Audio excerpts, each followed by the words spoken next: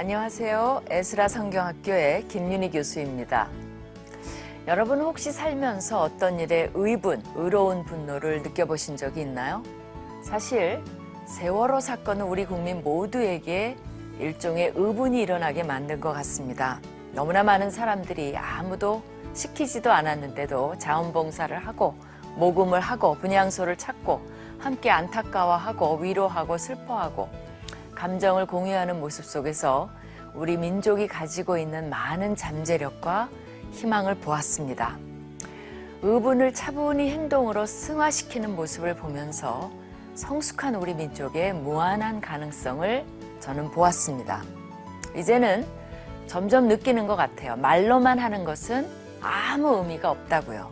행동이 따를 때 비로소 변화는 시작된다는 거 말입니다.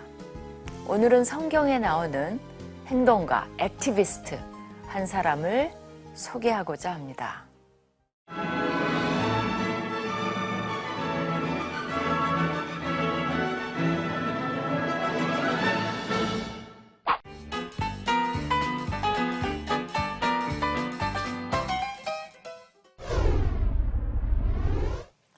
비느하스라는 이름은 어떤 분에게는 다소 생소할 수 있습니다. 구약 성경에는 동면 3인으로 3명의 비느하스라는 이름이 등장합니다.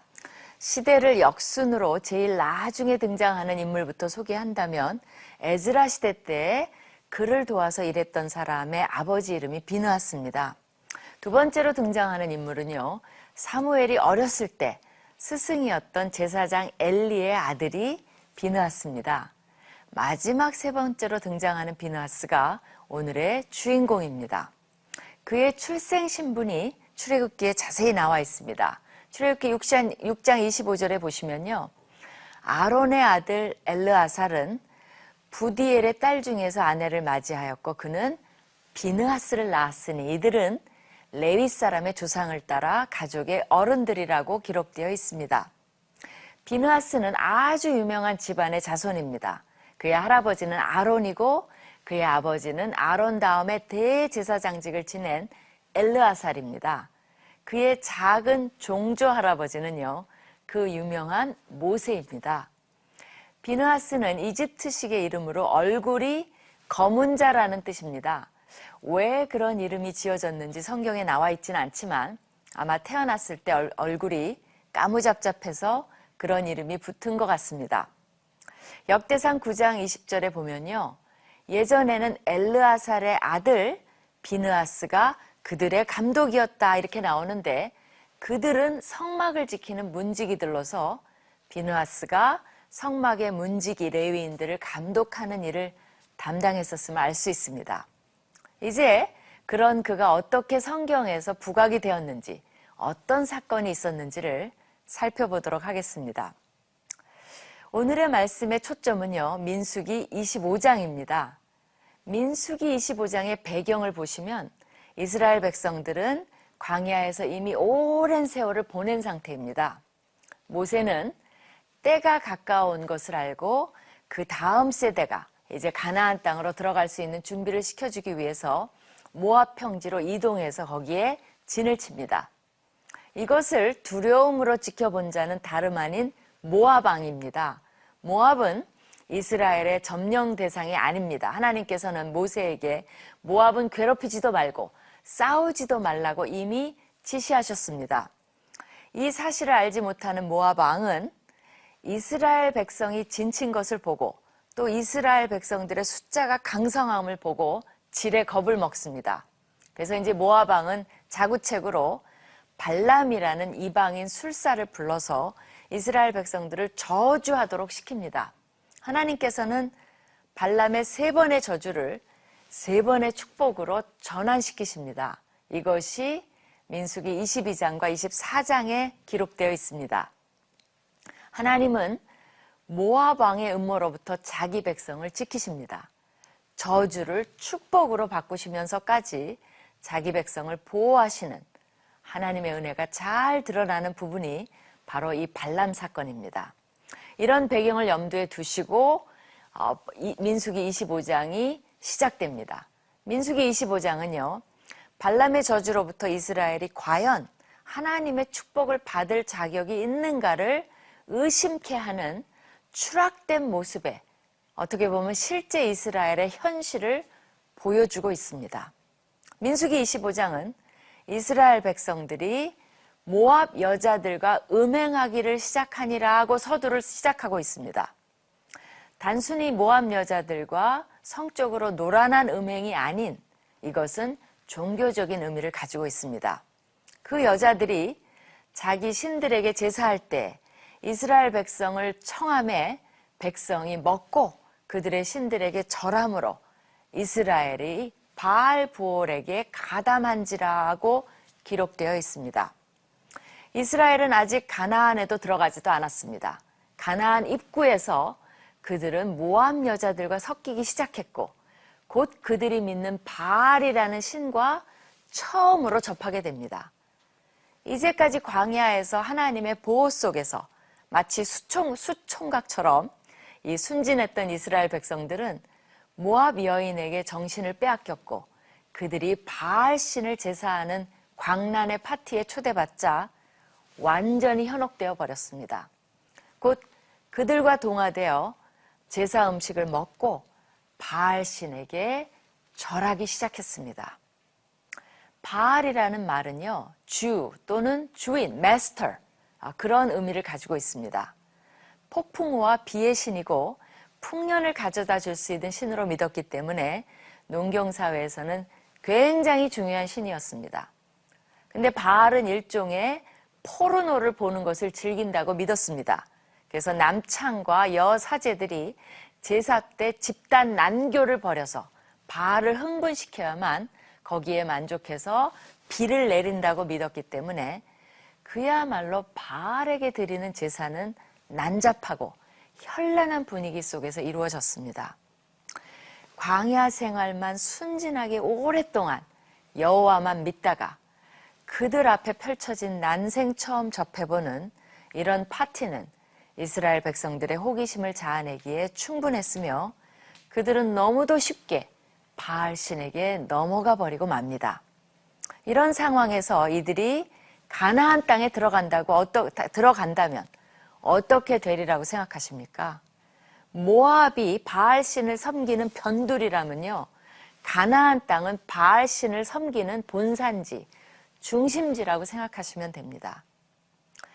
바알 부올이라는 장소에서 섬기는 바알 신을 말합니다.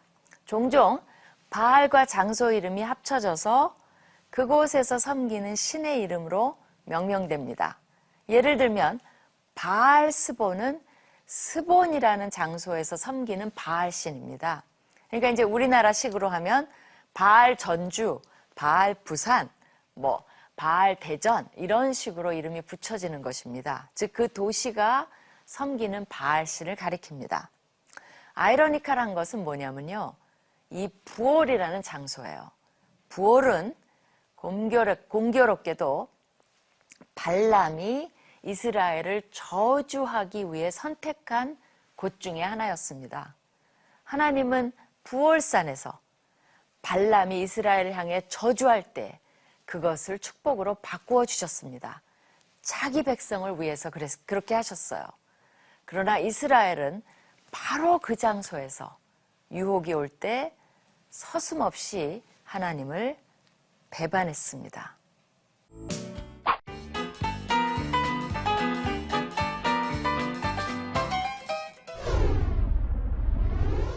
그 결과는 어땠을까요? 당연히 여호와께서 이스라엘에게 진노하셨습니다. 여호와께서는 그 죄에 해당하는 형을 집행하십니다. 당장 연병을 퍼뜨려 이스라엘 백성들을 치십니다. 백성의 수령들을 잡아 태양을 향해 여호와 앞에 목매어 달라고 하십니다. 주로 이스라엘에서는요, 죄가 있는 자를 돌로 친 후에 그 시체를 나무에 달아 백성들에게 경종으로 삼습니다. 그런데 이번에는 백성들을 위해 그들을 목매달라는 것이 아니라 하나님의 진노를 가라앉히기 위해 하나님이 보도록 그들을 목매어 달라고 하십니다. 태양을 향해라는 것은 대낮에 그렇게 하라는 것입니다. 그리고 바알부올에게 가담한 자들을 다 죽이라고 명령하십니다. 하나님의 진노로 이스라엘 진영은 비상계엄 체제에 들어갔으며 심판의 살벌한 분위기 속에서 수많은 사람들이 죽어나가고 있습니다. 연병으로 죽은 자만 2만 4천 명이라고 했습니다. 2만 4천 명은 어마어마한 숫자입니다. 이러한 와중에 또 하나의 사건이 터집니다. 모든 이스라엘 사람들이 성막 입구에서 연병을 그치게 해달라고 회개와 간구의 눈물을 흘리고 있었습니다. 그때 이스라엘 자손 한 사람이 모세와 백성이 보는 앞에서 미디안의 한 여인을 데리고 그의 형제에게로 옵니다. 왜 자기 형제에게 이 여인을 데려왔는지에 대해서는 의견이 분분합니다. 몇 가지를 소개하자면요. 미디안 여자를 데리고 와서 자기 형제에게 혼음하자고 초대를 했다는 것입니다. 또 다른 의견은 이 미디안 여인이 자신과의 교합을 통해 제의적으로, 그러니까 이런 의식을 통해서 하나님의 진노를 풀 수 있다고 유혹했다는 것입니다. 어떤 의견이건 이 상황은 아주 부적절한 행동인 것입니다. 이때 나선 인물이 오늘의 주인공인 비느하스입니다. 성경의 저자는 제사장 아론의 손자 엘르아살의 아들 비느하스라고 그가 누구인지를 재빨리 우리에게 상기시킵니다. 그 비느하스가 그 이스라엘 남자를 따라 그의 막사에 들어가 이스라엘 남자와 그 여인의 배를 꿰뚫어서 두 사람을 죽입니다. 그랬더니 비로소 연병이 이스라엘 자손에게서 그쳤더라라고 나옵니다. 어떻게 보면 있을 수 없는 끔찍한 일련의 사건들이 동시에 일어난 것입니다.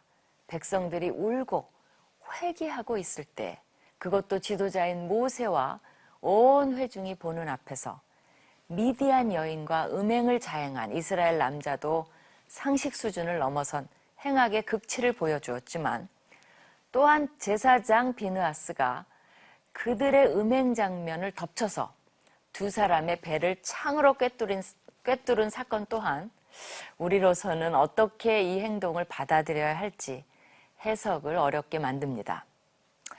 유대인 해석에 따르면 비느하스가 그들의 생식기를 찌른 것으로 보고 있습니다. 그들의 죄에 걸맞는 형벌이라고나 할까요? 아무리 정의감에서 나온 행동이지만 법적 절차 없이 사람을 죽인 것은 살인이나 다름없는 것입니다.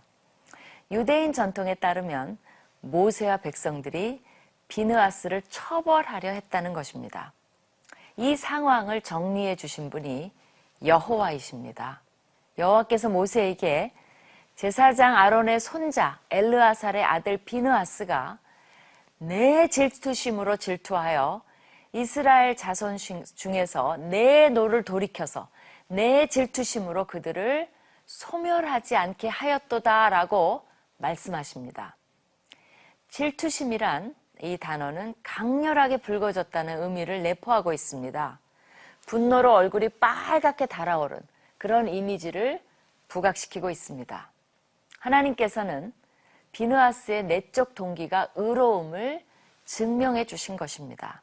그의 분노는 하나님의 분노를 올바로 대변했다는 것입니다. 그의 행동이 하나님께서 이스라엘 백성들을 다 소멸시키려는 것을 막았다는 것입니다. 비느하스는 전멸의 위기에서 이스라엘 백성들을 구해낸 영웅인 것입니다. 이 결과로 비느하스는 하나님의 약속을 받게 됩니다. 그러므로 말하라. 내가 그에게 내 평화의 언약을 주리니. 평화의 언약은 샬롬의 언약입니다. 비느하스가 이것 때문에 어떤 보복도 당하지 않도록 보호해 주시고 지켜주시겠다는 것입니다. 그에게 늘 샬롬을 주시겠다는 약속입니다. 그뿐만이 아닙니다. 그와 그의 후손에게 영원한 제사장 직분의 언약이라. 그가 그의 하나님을 위하여 질투하여 이스라엘 자손을 속죄하였음이라고 말씀하십니다. 그의 행동은 이스라엘 자손의 죄를 속죄하는 역할을 하였기 때문에 그의 자손은 영원한 제사장직의 축복을 누리게 됩니다. 백성의 죄를 속죄하는 것이야말로 진정한 제사장의 역할이기 때문입니다.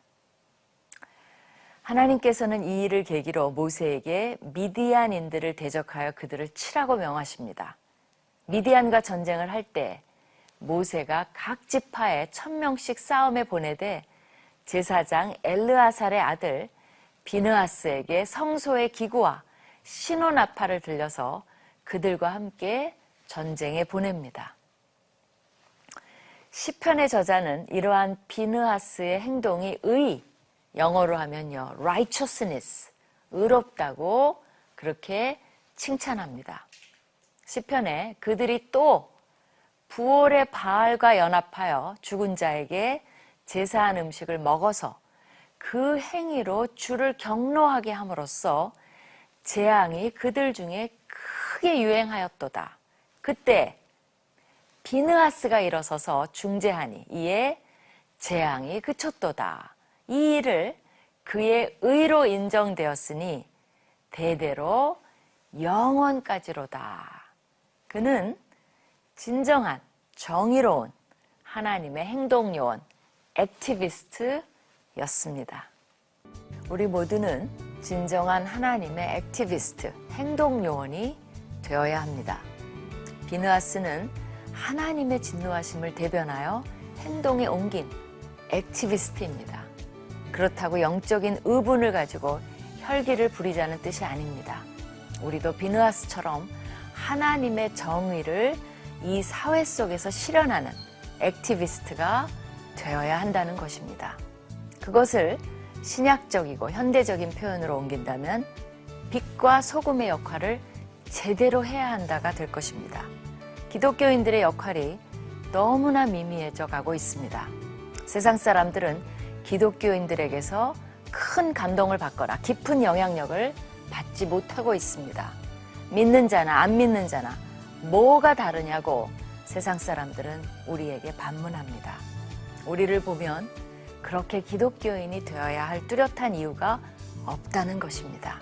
슬픈 현실입니다. 포스트 모더니즘 시대 속에서 분위기가 점점 가치 중립적 그리고 도덕 중립적이 되어가는 이 시대에 우리는 더욱더 말씀 중심, scripture centered의 가치관을 드러내고 외치는 하나님의 액티비스트들이 되도록 헌신해야겠습니다.